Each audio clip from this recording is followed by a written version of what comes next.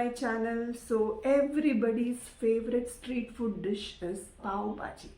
So today I am going to make some twist on Pav Bhaji. So say hello to Pav Bhaji Noodles. So this is a fusion dish. So let's try out. Let me show you what are the ingredients and let's try this recipe and what is the outcome. So let's check out.